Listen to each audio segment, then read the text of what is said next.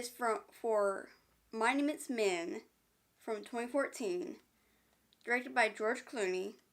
The costume designer was Louise Frogley. The set decoration was by Bernard Henrich. The music composer was Alexandre Desplat. The cast included Bill Murray, Cate Blanchett, and Hugh Bonneville. The film is about, during World War II, the Nazis steal countless pieces of art and hide them away. Some over-the-hill art scholars, historians, architects, and other experts form a unit to retrieve as many of the stolen art masterpieces as possible. The mission becomes even more urgent when the team learns that Hitler's Nero Decree, which orders destruction of the artworks if the Third Reich falls. Caught in a race against time, the men risk their lives to protect some of mankind's greatest achievements. This was a really good movie. I really enjoyed it. And it was based on a true story. The real Monuments Men were comprised of 345 people from 13 nations. Last Monuments member, Richard M. Branisic, died in 2023 when he was 98 years old. So here are some spoilers. I want to see more of the recruitment. I wish the whole recruiting of the art historians and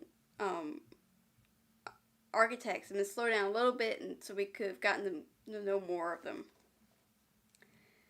I also want to see more of the Germans realizing, oh, we're this close, we're about to lose the war, let's burn all this up. It would have been interesting if we heard more about the Holocaust. Here and there we hear some of it, like they find gold teeth, Granger returns his painting to a Jewish home, but other than that, there was a whole lot going on. It would have been interesting. At one point, Stokes asks Granger how's his heart, and Granger replies that it's still going. But we never see anything wrong with him.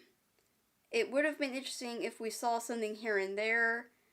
Like, they constantly, in Ford versus Ferrari, they constantly show Matt Damon's character popping pills left and right for his own heart condition.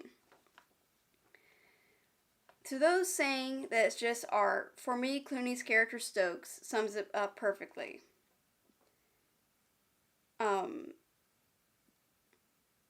They would tell us that with this many people dying, who cares about art?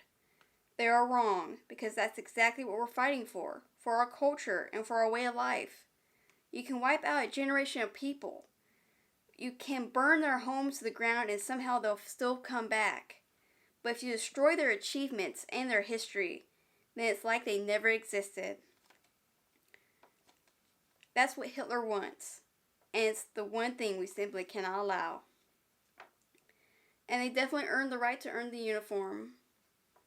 I love that there isn't any forced romance between Granger and Claire, even though Claire does try to instigate something, but Granger says no and she respects it. I love the letter that Garfield gets from his family, and everybody gets to hear it over the camp loudspeaker. It would have been interesting if they figured out it was Stahl that killed Jeffries. It would have probably changed the whole dynamic of the interrogation scene, but neither one seems to know who the other one is and what they're involved in.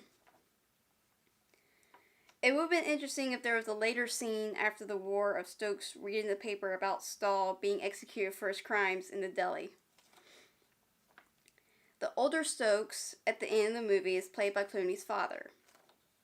So this was a really good movie. It would have been interesting if they had gotten a sequel and continuing the Monuments Men mission. This film reminded me of the Burt Lancaster 1964 film, The Train, also about finding art, but more the resistance side of it. So what did you think of this film? Have you seen The Train? I highly recommend that film as well. Drop a comment, give me a thumbs up, share this video, and subscribe to my channel.